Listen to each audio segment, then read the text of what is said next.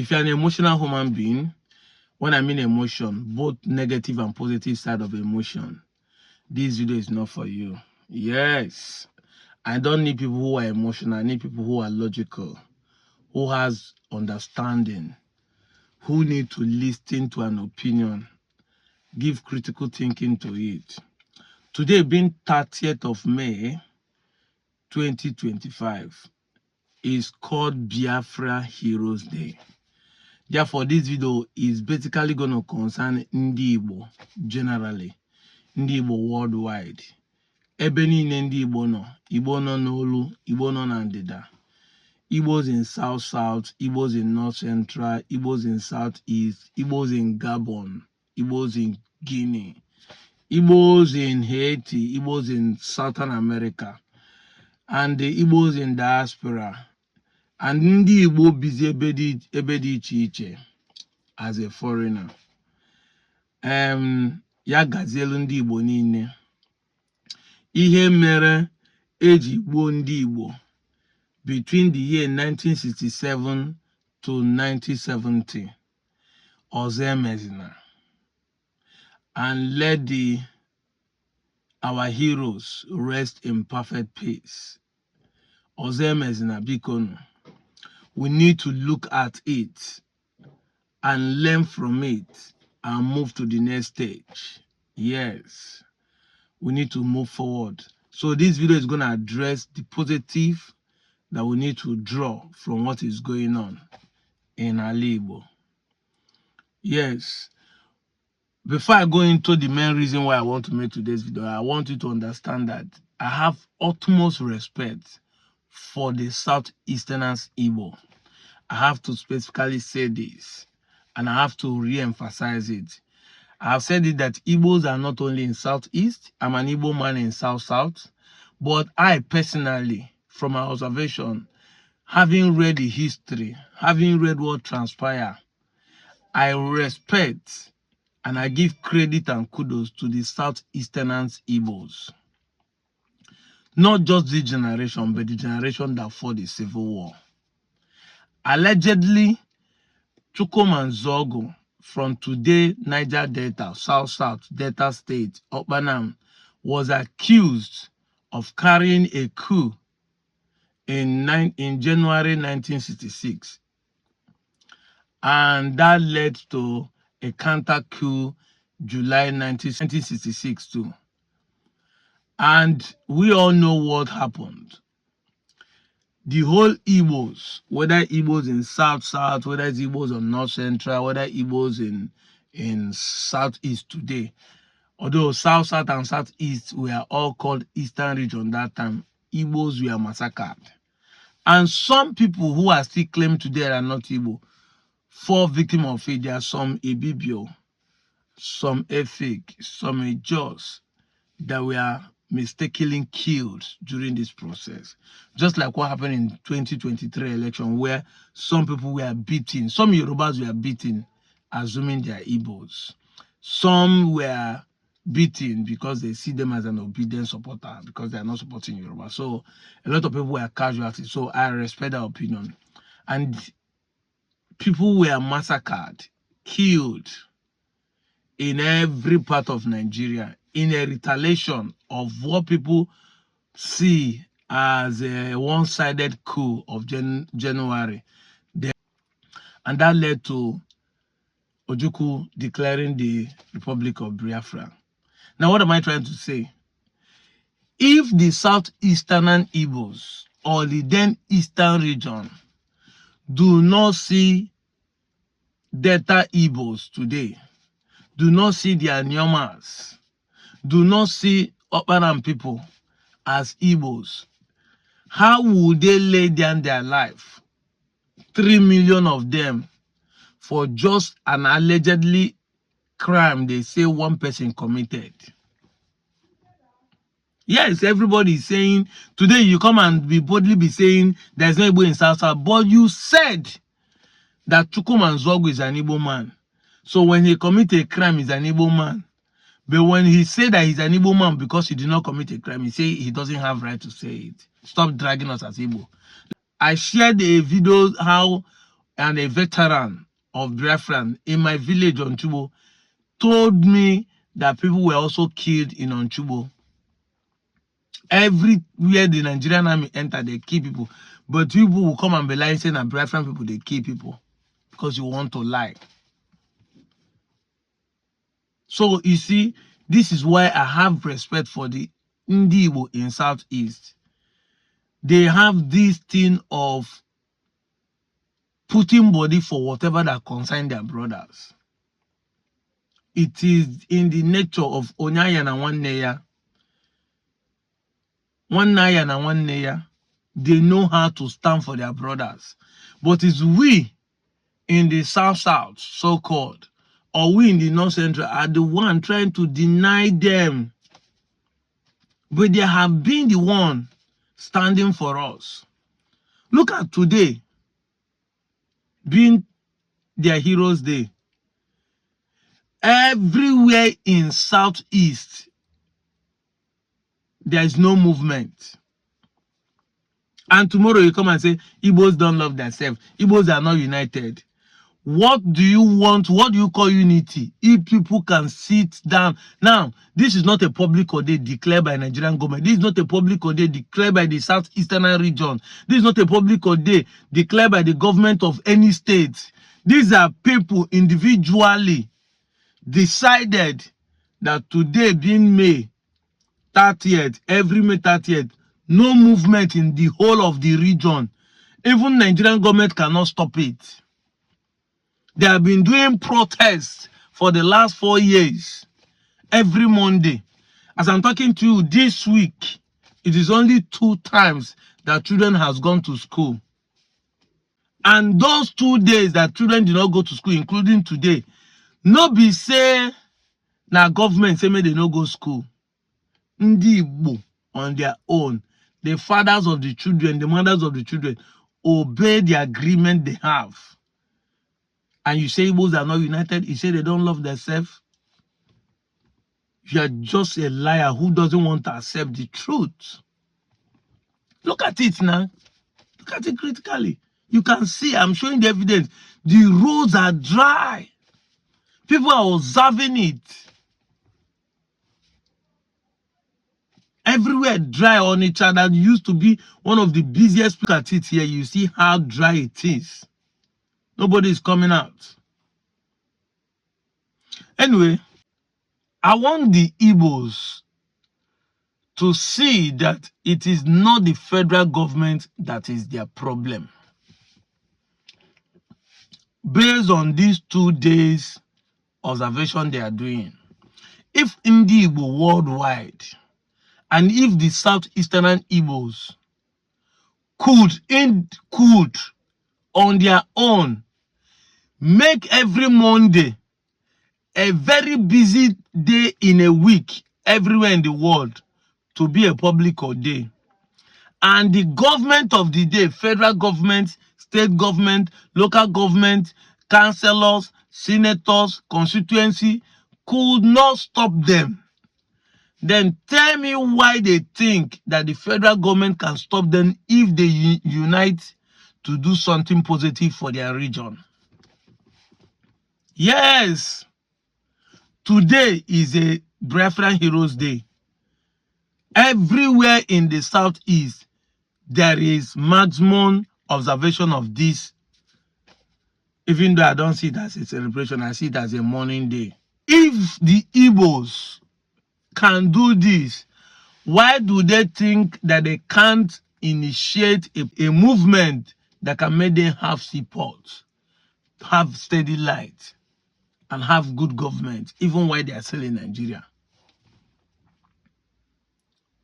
So that's why I say this message is for Ndigbo, and Ndigbo will know the emotional. You have to start thinking out of the box. There is a power you will have that you are not using, but you are keep accusing the federal government. There is a power you will have, and it has been demonstrated over the years. 4 good years you have been doing sit at home. You institute it, you sustain it, and people are still observing it. You take away Monday, a very important day in the week, anywhere in the world, you take it away. Then you are trying to tell me that you don't have the strength to come together and push a narrative or push an agenda to get other things you want. So I want to let you know there is a power you have, but you are not using it effectively. You are still pointing finger to the federal government, but federal government has not stopped you to do certain things in your region. So why don't you think you can channel this energy to do other things you want? This is how I think. I see things from different angles, and I want us to look at it critically. That is the truth. If the youths who have been able to ensure that people observe this sit at home use the same energy to push their government, to push their state governors, to demand support, because most of the times this is what they are talking about, they will get it. Instead of them to be pushing for another thing, they could. I made a suggestion one day in one of my videos. I said, there are, in Onitsha alone, there are more than 100 importers of generator in Onitsha. Nnewi has more than 100 generator, both manufacturer, couplers, and importers. So, and these guys are close to 500 to 1 billion investors. So if they want steady light, these guys can come together, invest in energy, the generators. Yes, because if light is stable, it will kill the market of generator. But you have to start looking at the future. You have not to be looking at the past or what selfishly, what you are going to be benefiting. You have to look at the future. Invest the money of your generators. Bring it together and use it to invest into power generation. I'm saying this to people who are selling generator at least first, because now them the business of steady light go kill. If they start making light stable, those who are importing generators, those who are selling it, their business will die. But they have opportunity to be the one to invest in power generation so that they will move their store from where it is and move into a plant and still be making money as a shareholder in that place. Uno be together, you invest your money into power generation. Now there's electricity law that has been passed by the federal government that companies, local governments, states can generate their own power. So you can start by generating power for only Onitsha, and you make money from that in the next generation, because it becomes part of you become owner of the companies. You generate it. You have water in Onitsha. You have in Oji River. And you'll be saying, you cannot play the politics. Nigerian government would not allow it. But you have not made a move. You have not made a try. They say there's no harm in trying. You guys have not made a try. You are not becoming nonchalant. You're only waiting until you have your Biafra before you start working. But I keep asking this question. Do you wait till you have Biafra before you bath? Why do you buy clothes? Why don't you wait till you have Biafra before you start going to market to buy clothes? Why do you marry? Why do you build a house? You don't wait for all these things. You don't wait for Biafra before you have all these things. Why waiting until you have Biafra before you have a good governance, before you vote for a good person, before you come out to do these things I'm telling you about? Why waiting? Why accusing government all the time? And the more you accuse the government, the more they still do the worst. Look at Abia State. Some people in Aba have steady light. Imagine they don't have a good governor. Some people in Aba have steady light. You in Onitsha, you in Oka, you in Nnewi, you in Anambra can have it. You don't need to wait for your government. I learned recently that the airport in Owerri, Sam Mbakwe Airport, was the only airport in Nigeria that was built by the money of the Imo State people. Imo State people contributed money to build airports 13 years later after the Civil War. Go and verify. Sam Mbakwe Airport in Owerri. 13 years after the Civil War. That time it was 2 states in the southeast, Anambra and Imo State. The Imo State people contributed money. So both Abia then was included. They contributed money. So if they can do that, why don't you think you can contribute money to build seaport, play the politics that's involved, hold their governors? Because it starts from their government. It starts from who you voted in. If every time you become nonchalant, the election is coming 27, you say election, but you have the power to make people sit at home. Why can't you use the same power to make sure you force the ones you want to be your governors? Why can't you use the same power? If they rig an election, you use the same power to say they will not rig this election, is our person we want. Involve.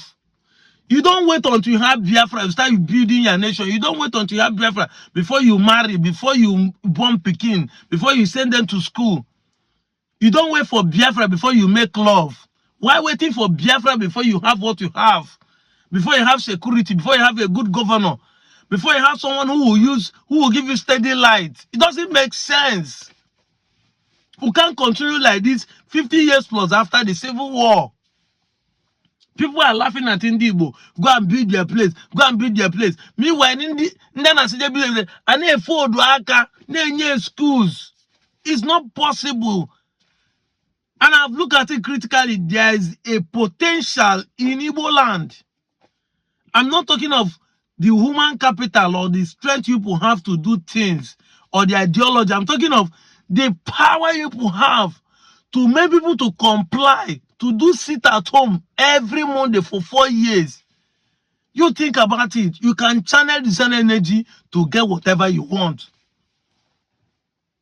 People who have come together to do this for 4 good years can do it positively. Use the same energy to do something good.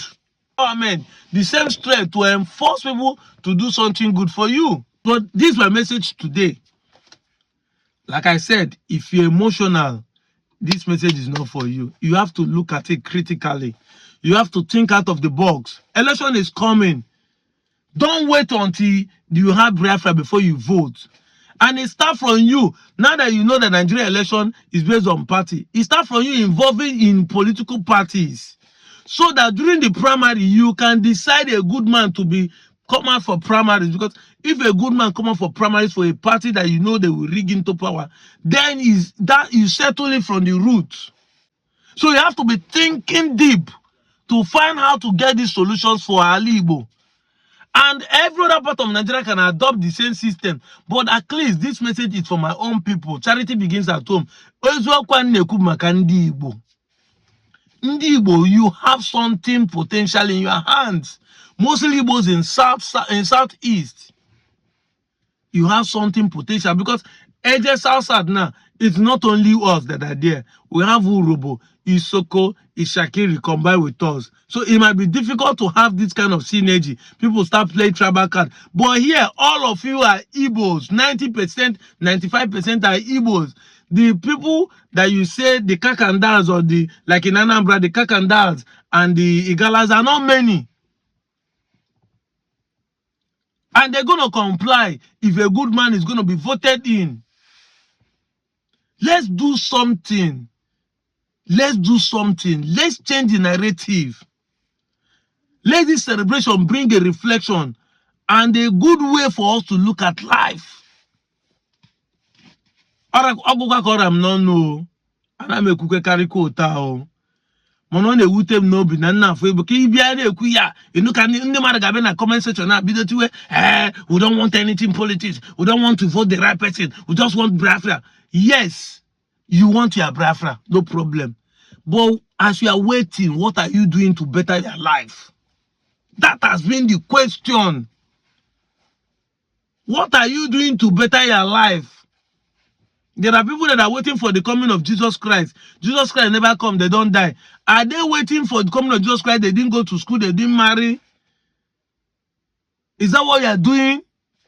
Should you not be saying because God is going to come or Biafra is going to come, you are waiting, you don't do anything to better your environment? You have to re-strategize. The man is not there, all eggs in one basket. Don't put all eggs in one basket. Keep building your place. Keep developing your place. If you have a good system, it is even easier then. People cannot come back home and invest where there is no steady light, no security. That is the truth. But do you know that if you have a steady light, insecurity will be solved. Ndigbo have people that have money. I use Onitsha as an example. All this high rising, if there's a steady light in this Onitsha, I know that people that have all this high rising can be able to buy security cameras to secure the environment. The top buildings, they put security cameras on top buildings. It can be able to litter. In fact, individually, I'm not talking of a government, but once there's steady light, the security camera can now work because you now have a reason why you can put it. Not like you put it and no light, the thing is not recording. Then you can use it to track people whenever crimes are committed. But you have to do something. I'm out of here, Joe.